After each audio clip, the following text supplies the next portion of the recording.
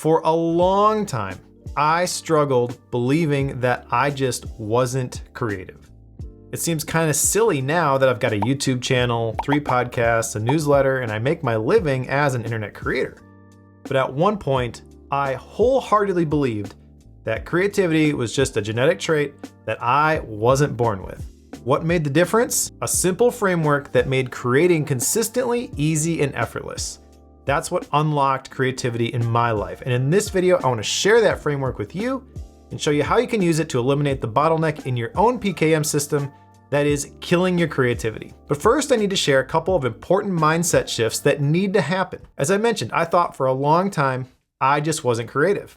I used to write songs on my guitar in college, and then I'd get frustrated when I would hear a melody line or a chord progression that I'd spent hours coming up with in a familiar song. I realized in that moment, I just ripped something off from another source, and I believed I was incapable of coming up with anything completely original. I compared myself to other creative people, and the process just seemed so easy for them.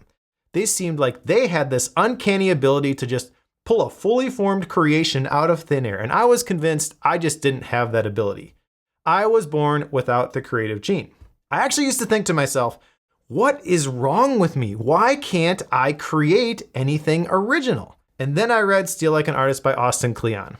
That's when I finally understood that nothing is completely original, and when someone creates something new, they are simply connecting dots in new and interesting ways. That's when I realized if I wanted to get better at creating, I just needed to collect better dots. In fact, Austin Kleon says it this way in the book. Your job is to collect good ideas. The more good ideas you collect, the more you can choose from to be influenced by.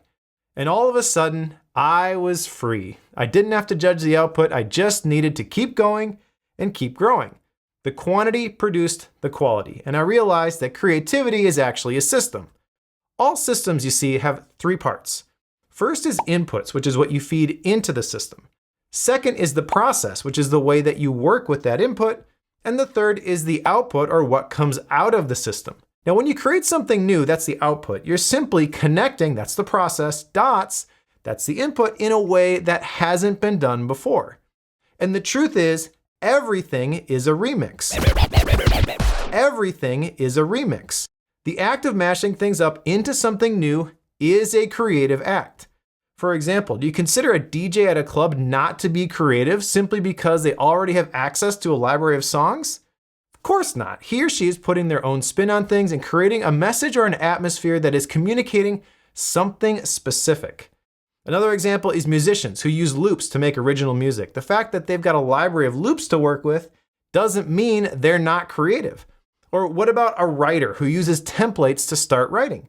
The truth is, there are only a handful of truly original plots or themes that each story can choose from. But the way those stories get told, even though they follow the exact same structure, is entirely original. So instead of beating myself up about my lack of completely original creative output, I realized the way to be more creative is simply to focus on the input and collect better dots. I started reading books more consistently, and I picked things up that piqued my curiosity or attempted to solve a problem I was currently wrestling with. I started collecting better dots, and then my brain started connecting them in new and interesting ways. And this one change instantly made creating 10 times easier. I was no longer struggling with finding inspiration, and I didn't get stuck judging my output. But then I started thinking about the process. Now, at that time, I was responsible for a blog post and a podcast every single week, and a brand new productivity course every single month. And I thought to myself, I've been doing this for a while. How is it that I'm able to create so consistently? As I thought about the different pieces of my creative system and how they all fit together, I realized that there were 5 distinct steps, and they fit into a framework that I call the Creativity Flywheel. So in this video, we're going to dig into how that flywheel works so you can make more of your notes and ideas in your own PKM system. But first, let's talk a little bit about flywheels in general. Now, as I was thinking about my creative system and what model I wanted to use for this, a flywheel was the natural choice because once you get it spinning, it tends to continue spinning. Kit CEO Nathan Barry talks a lot about flywheels. He's the one who introduced me to the 3 laws of flywheels that I think will help solidify the role of this framework for you. The first law of flywheels states that in a flywheel, activities must flow smoothly from one stage into the next. And this is not only important when creating, but for everything related to personal knowledge management or PKM. It's a fundamental principle for any PKM stack, as information needs to flow freely into and then out of your PKM system in order for you to get the most out of your notes and ideas. The second law of flywheels states that each rotation is easier than the previous rotation. And this is an important point because the hardest part about a flywheel is getting it started. But once you get it going, it becomes easier and easier to keep it going. The place where many people break this law is by failing to have an output by creating something new from the component pieces that they've collected. That's the last step in the Creativity Flywheel framework that we'll get to in a moment. But if you just keep consuming, there isn't any output and the flywheel doesn't turn. If you start creating though, even if it's not published somewhere publicly, it feeds back into the first step of the Creativity Flywheel and it makes it easier to keep that flywheel spinning. Now that pairs nicely with the third law of flywheels, which is that each rotation produces more than the previous rotation. It can be difficult to see, especially at the beginning, but if you keep creating consistently and keep that flywheel spinning, the compound effect kicks in before long and it makes the act of creating much easier. The more you work with your notes and ideas inside of your PKM system using the Creativity Flywheel framework that we'll get to in a moment, the more value you get from those notes and ideas. Now, speaking of notes and ideas, we should spend a minute here to define what we're actually talking about because this is the major bottleneck for most people in their PKM systems. They have no trouble coming up with the ideas, but they don't get much out of them because they don't have a reliable system for refining those inputs into something useful. Now, I like the dictionary definition of idea, which is a thought or suggestion as to a possible course of action. I like this definition because it indicates the potential value of an idea very well. An idea is basically an imaginary representation of a tangible thing that isn't quite real yet. Now, it has the potential to be something useful, but it needs to be developed first. Thomas Edison once said the value of an idea lies in the using of it. So at the ideas level of the PKM stack, we're trying to figure out what we really have and then decide on the right course of action to take. Now, if you want to dive deeper into that framework, I have another YouTube video here which unpacks all 4 levels in detail. But right now, we're just focused on the ideas level, and the Creativity Flywheel framework is what we're going to use to help us get maximum value from our notes and ideas. Now, there are 5 steps in the Creativity Flywheel framework, and it's important that you understand how all of these connect together so that you can keep the flywheel spinning. Let's go over the different parts of the Creativity Flywheel, and I'll show you how they work. The first step of the Creativity Flywheel is to capture what resonates. This is similar to the first step in GTD, or getting things done, so there's a good chance you're doing this already. But I would encourage you not to capture something just because it has your attention. Instead, capture the things that you believe will be useful in making something new. The things that tend to be useful in my experience are the things that resonate. Now, I grew up playing the violin, which makes sound by drawing a bow across the strings and causing a reverberation through the body of the instrument itself. When you play the violin, you can feel the reverberation. That feeling is very similar to when you come across a potentially useful idea. It hits different. It causes a reverberation in your soul. And those are the things that you want to capture. It's not something that you feel you might need someday. It's something that piques your curiosity right now. Those are the types of things you want to make sure that you capture. Now, I tend to capture things using drafts on my iPhone. I'll also use dictation via my Apple Watch if I get inspired while I'm out for a run.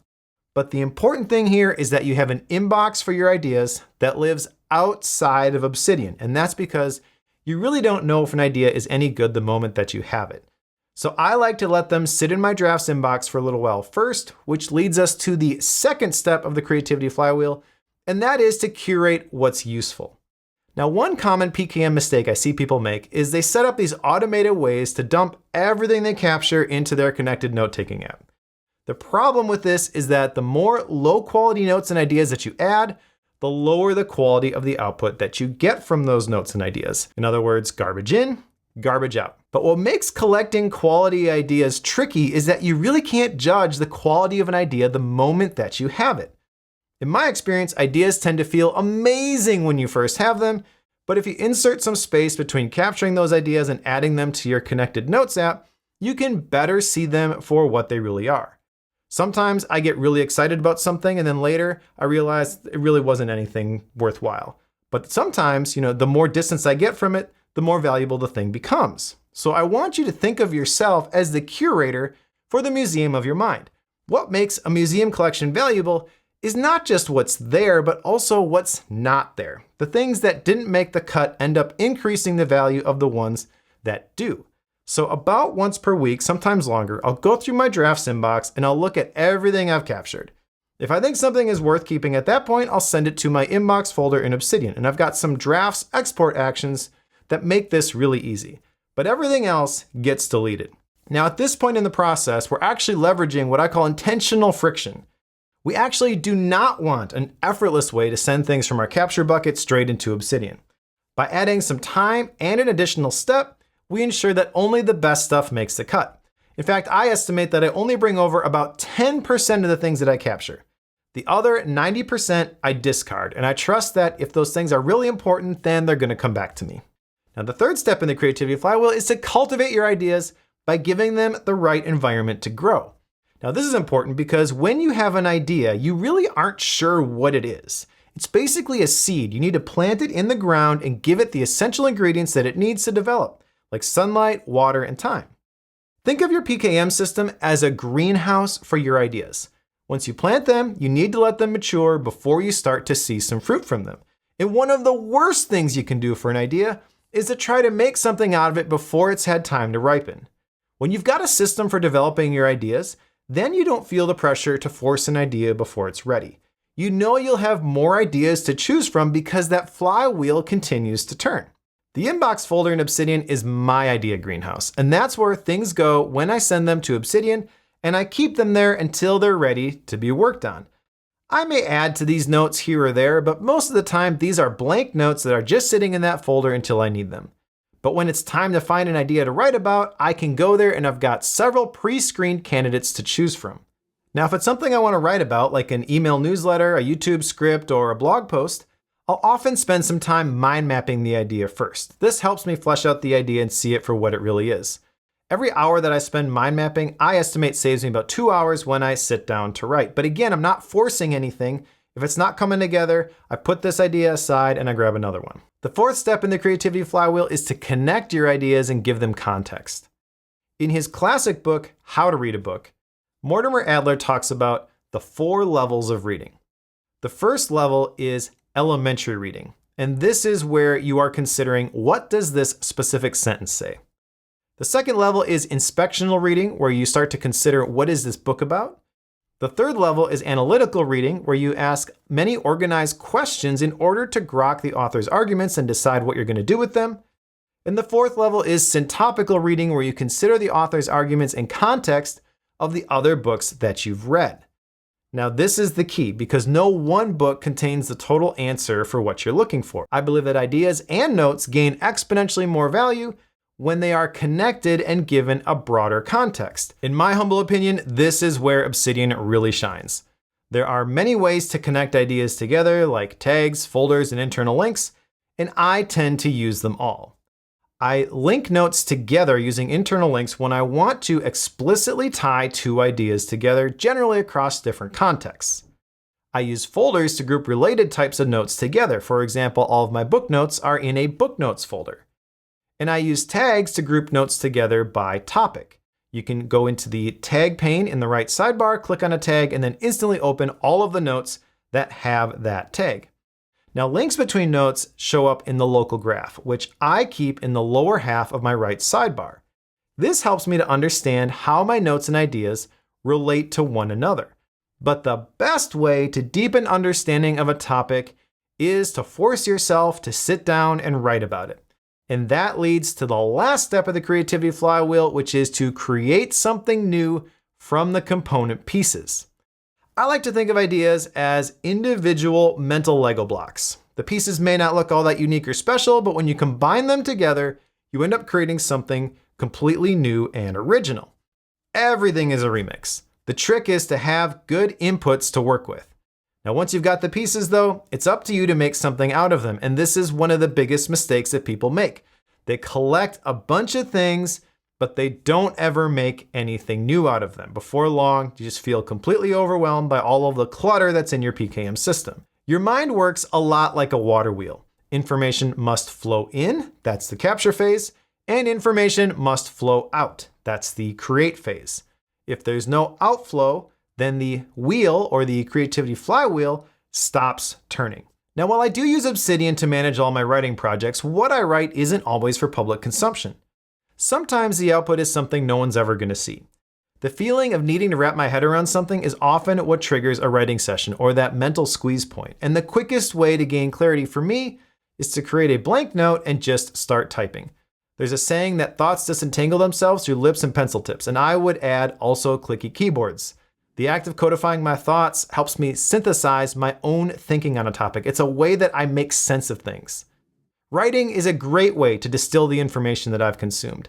And it also makes it easier to capture things that are useful, hence that flywheel framework, by opening up loops in my mind and piquing my curiosity.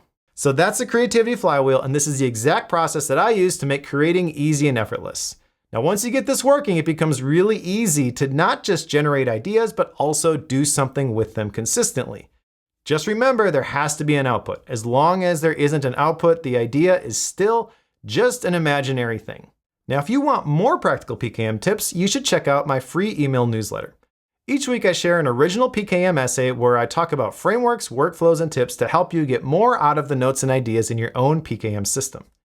I also link to something cool, which is usually a new plugin or Obsidian related resource, and I share my mind map book notes from a book that I've read recently. The newsletter goes out every Monday morning, and you can sign up for free by going to practicalpkm.com.